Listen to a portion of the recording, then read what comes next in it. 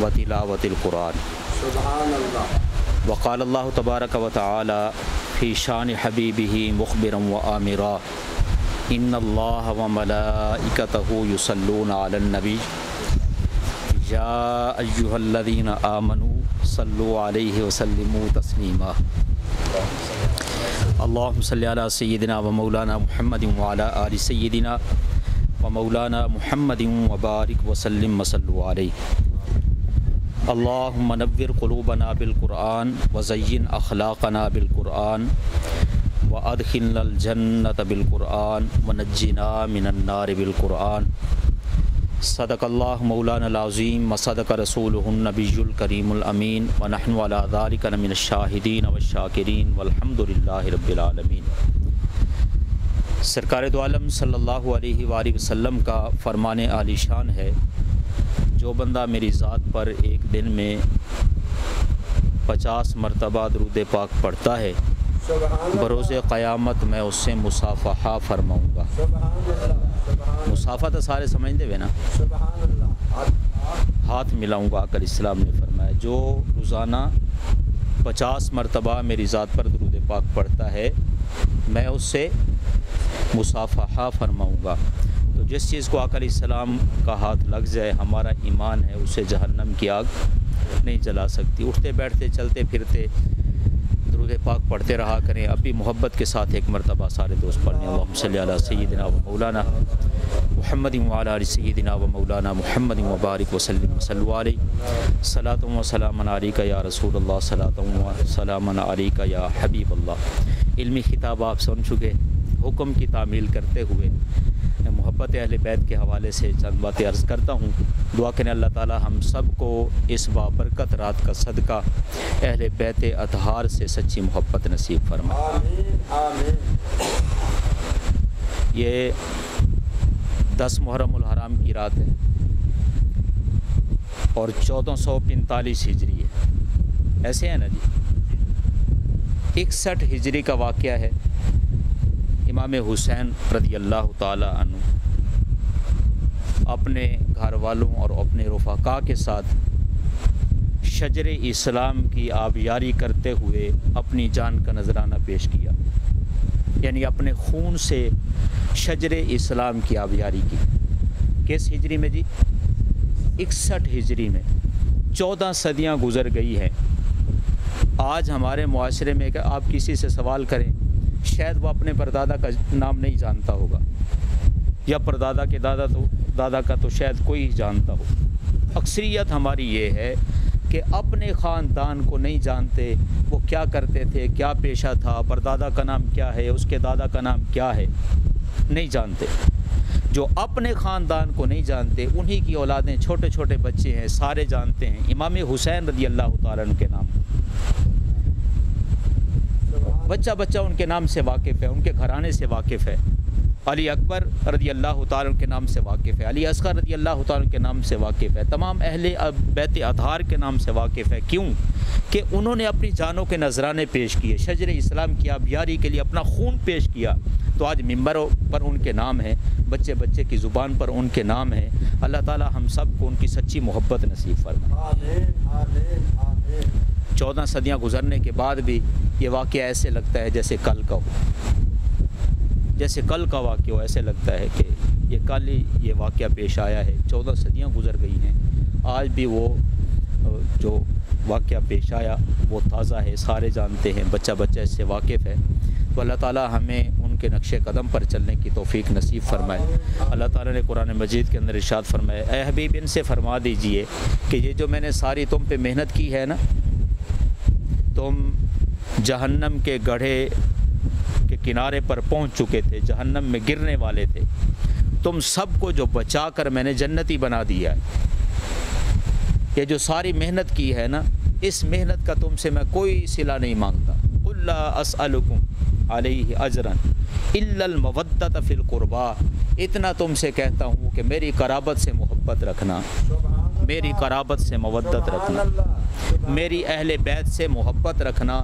اگر میری اہل بیت سے مودت رکھو گے تو یہ بھی تمہارے بھلے کی بات ہے، یہ تمہارے فائدے کی بات ہے۔ ابھی آپ سماعت فرما رہے تھے حدیث پاک کیا ہوگا؟ اس سے تمہارا ایمان سلامت رہے گا۔ سبحان اللہ۔ دو چیزیں چھوڑ کے جا رہا ہوں، قرآن اور اپنی اہل بیت۔ اگر ان کا دامن پکڑے رکھو گے تو کیا ہوگا؟ ان کے دامن کو پکڑے رکھو گے تو کیا ہوگا؟ بول دیں، تمہارا اپنا ایمان سلامت رہے گا۔ ایک صحابی آقا علیہ الصلوۃ والسلام کی خدمت کرتے ہیں، حضرت ربیہ رضی اللہ تعالیٰ عنہ۔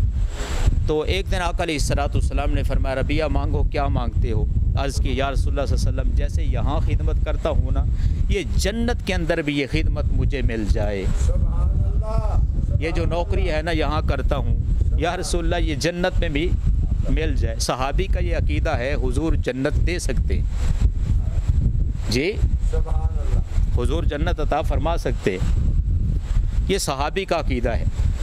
عرض کی، یا رسول اللہ جنت میں یہ نوکری مجھے، یہ خدمت مل جائے۔ تو آقا علیہ الصلوۃ والسلام نے کیا فرمایا؟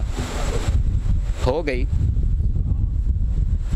اے ربیہ، ہو گئی، اور کچھ مانگ۔ یا رسول اللہ آپ کی جو جنت کے اندر یہ خدمت مانگ لی ہے نا، یہ میں نے سب کچھ مانگ لیا، جو آپ نے عطا کر دیا ہے۔ تو آقا علیہ الصلوۃ والسلام نے وہاں فرمایا، کثرت سجود سے مدد کرنا، جنت تیری ہو گئی، کثرت کے ساتھ سجدے کرتے رہنا، یہ جو نعمت تمہیں مل گئی ہے یہ نعمت سلامت رہے گی، اس نعمت کی حفاظت کے لیے کثرت کے ساتھ سجدے کرنا۔ تو آقا علیہ الصلوۃ والسلام نے فرمایا، جو تمہیں ایمان کی دولت مل گئی ہے نا، اگر میری اہل بیت سے مودت رکھو گے، محبت رکھو گے، تو یہ ایمان کی دولت تمہاری سلامت رہے گی، سبحان اللہ۔ یہ جو نعمت ہے یہ سلامت رہے گی، اس میں تمہارا اپنا بھلا ہے، تمہارا اپنا فائدہ ہے۔ اگر اہل بیت سے مودت رکھو گے تو تمہارا ایمان سلامت رہے گا، ان کے دامن کو پکڑے رکھو گے تو تمہارا ایمان سلامت رہے گا۔ سبحان اللہ۔ حدیث پاک میں آتا ہے، آقا علیہ الصلوۃ والسلام نے ارشاد فرمایا، ادبوا اولادکم علی ثلاث خصال، حب نبیکم و حب اہل بیتہ و تلاوت القرآن۔ فرمایا اپنی اولاد کو تین چیزیں ضرور سکھانا، سبحان اللہ۔ تین چیزیں اپنی اولاد کو ضرور سکھاؤ۔ فرمایا کہ آقا علیہ السلام کی محبت سکھاؤ، اس کے بغیر تو چارہ نہیں ہے، یہ دین حق کی شرط اول ہے، اسی میں ہو اگر خامی تو سب کچھ نامکمل ہے۔ اگر آقا علیہ الصلوۃ والسلام کی محبت کے حوالے سے ذرا برابر بھی دل کے اندر ذرا برابر بھی کوئی بات آ گئی تو ایمان سلامت نہیں رہے۔ فرمایا ہر چیز سے بڑھ کر، عمر ہر چیز سے بڑھ کر جب تک مجھ سے زیادہ محبت نہیں کرو گے، ہر چیز سے بڑھ کر محبت نہیں کرو گے، اس وقت تک تمہارا ایمان مکمل نہیں۔ فرمایا اپنی اولاد کو تین چیزیں سکھاؤ، ایک میری محبت اور ایک میری اہل بیت کی محبت سکھاؤ۔ سبحان اللہ۔ کس کی محبت سکھاؤ جی؟ اہل بیت کی محبت سکھاؤ اپنی اولاد کو، حضور کی محبت سکھاؤ اور حضور کی آل کی محبت سکھاؤ۔ میں عرض کر چکا ہوں کیا ہوگا، اہل بیت سے محبت کرو گے تو تمہارا اپنا ایمان سلامت رہے گا۔ اور تیسری چیز فرمایا آقا علیہ الصلوۃ والسلام نے، اپنی اولاد کو قرآن کی تلاوت سکھاؤ، قرآن کی قرات سکھاؤ، قرآن کو پڑھنا اور اس کا سمجھنا، اپنی اولاد کو قرآن سکھاؤ، پڑھاؤ، قرآن کی تلاوت ان کو سکھاؤ اور قرآن ان کو سمجھاؤ۔ یہ تین چیزیں اگر آپ نے اپنی اولاد کو سکھا دی ہیں تو دنیا کی ساری نعمتیں اپنی اولاد کو دے دی۔ اگر یہ تین نہیں سکھائی نا، یہ کوٹھیاں، یہ بنگلے، یہ گاڑیاں، یہ ساری چیزیں دے کر گئے، اگر حضور کی محبت نہیں سکھائی، حضور کی آل کی محبت نہیں سکھائی، قرآن نہیں سکھایا تو فرمایا کچھ بھی نہیں دیا۔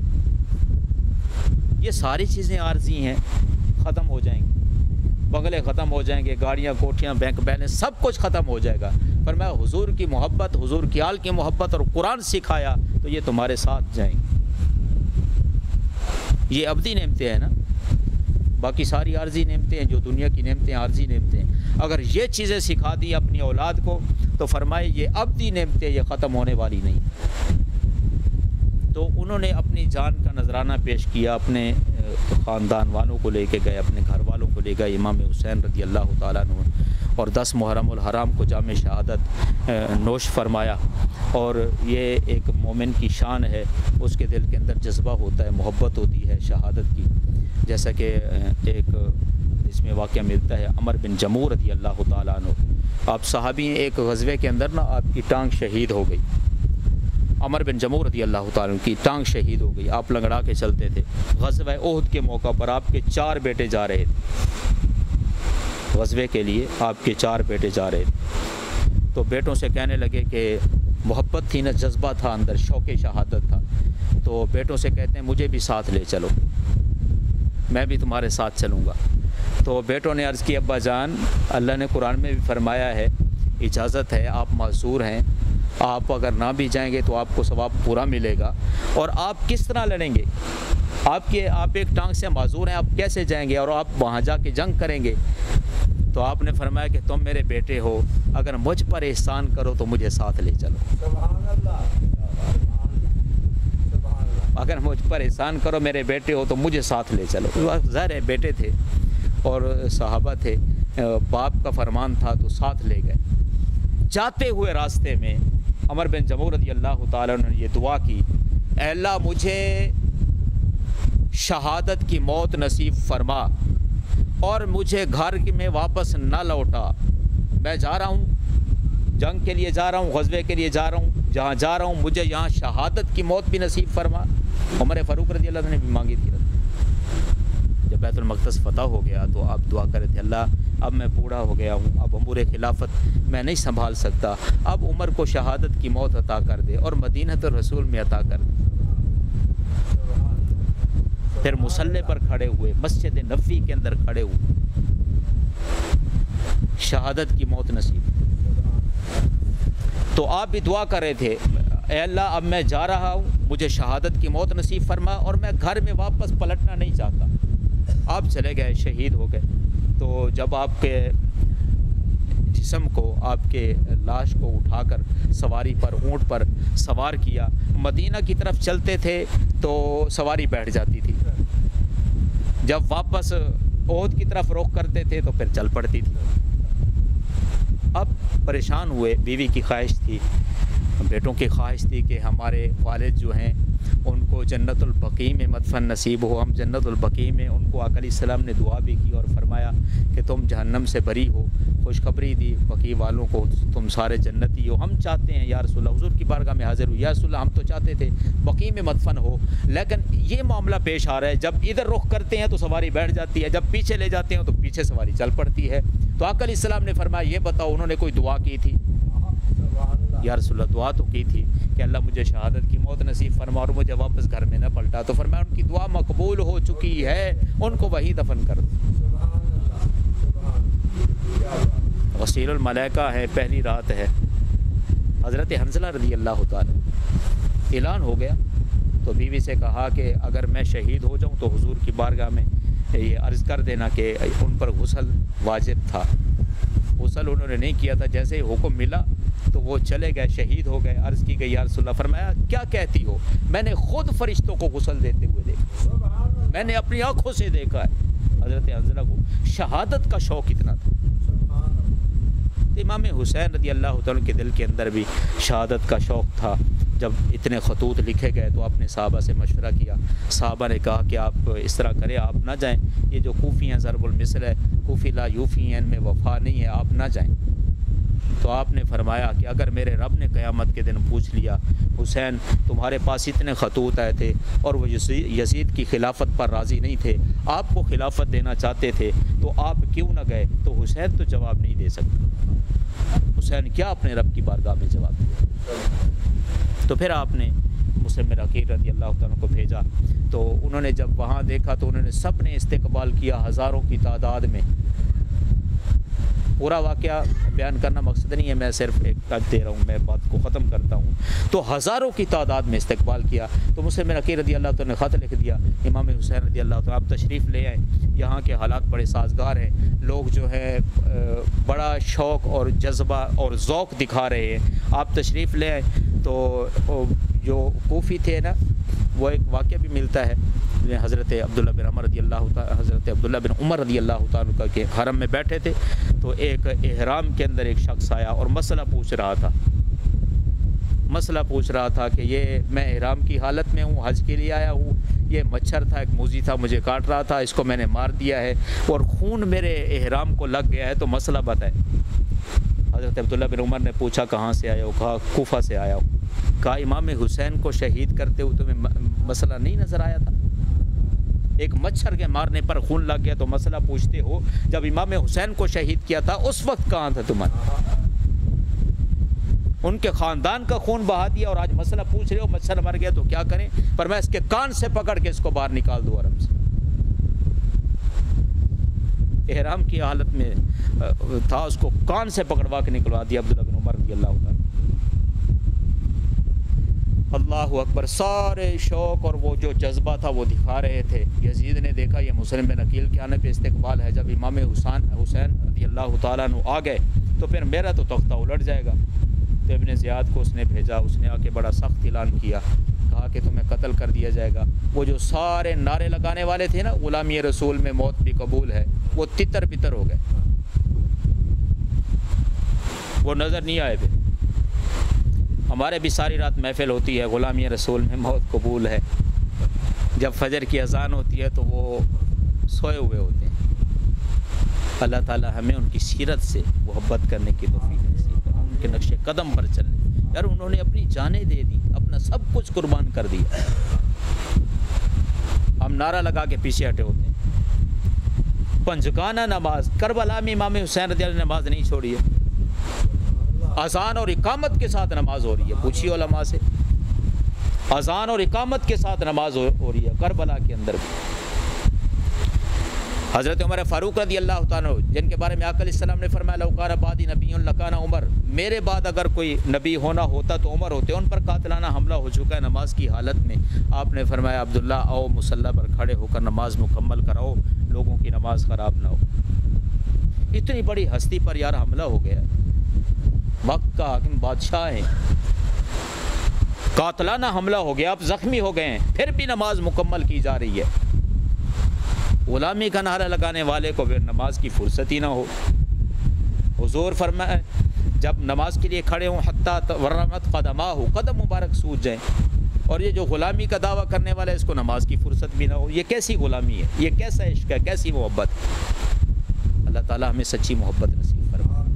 امام حسین رضی اللہ تعالیٰ عنہ مسلم بن عقیل کا جب خط ملا تشریف لے گیا، راستے میں خبر مل گئی کہ مسلم بن عقیل رضی اللہ عنہ کو شہید کر دیا گیا۔ آپ نے وہیں فرمایا بھئی پہلے حالات کچھ اور تھے، اب حالات کچھ اور ہیں، جو جانا چاہتا ہے وہ جا سکتا ہے، میرے گھر والوں میں سے جانا چاہتا ہے، آپ کیا کریں گے؟ آپ نے فرمایا میں تو جاؤں گا۔ ذوق شہادت تھا نا، آقا علیہ السلام سے سن چکے تھے، آقا علیہ السلام کا فرمان بھی سن چکے تھے، اسی جگہ پر شہید کیا جاؤں گا۔ تو فرمایا میں تو جاؤں گا۔ تو یہ کوفہ والے تو نہیں تھے کہ ایک اعلان سن کے سخت سارے بھاگ گئے، یہ مدینہ سے ساتھ جانے والے تھے۔ فرمایا آپ جائیں گے تو ہم بھی آپ کے ساتھ جائیں۔ پھر ساری شہادتیں ہوئیں، قربان جاؤں آپ کے صبر اور استقامت پر۔ امام حسین رضی اللہ تعالیٰ عنہ کیسے ڈٹے ہوئے، جوان علی اکبر کا لاشا بھی اٹھایا، ننھے علی اصغر کا لاشا بھی اٹھایا، اور اپنے کندھوں پر، یہاں کسی کی جوان اولاد اللہ نہ کرے فوت ہو جائے، جوان بیٹا، تو 4 آدمیوں نے سہارا دیا ہوتا ہے۔ لوگ پوچھتے ہیں یہ کون ہے، کہتے ہیں اسی کا بیٹا تو فوت ہوا ہے، جس کو 4 آدمیوں نے سہارا دیا ہوا ہے۔ اور ایک بزرگ آدمی اس کو 4 مرتبہ وضو خانے پہ جانا پڑے تو اس کی ٹانگیں جواب دے جاتی ہیں۔ قربان نہ جاؤں امام حسین رضی اللہ تعالیٰ عنہ اتنے لاشیں اٹھا کے خیموں میں لائے، اور پھر بھی جب گھوڑے پر سوار ہوئے اور گئے تو ان یزیدیوں کی صفوں میں کھلبلی مچ گئی۔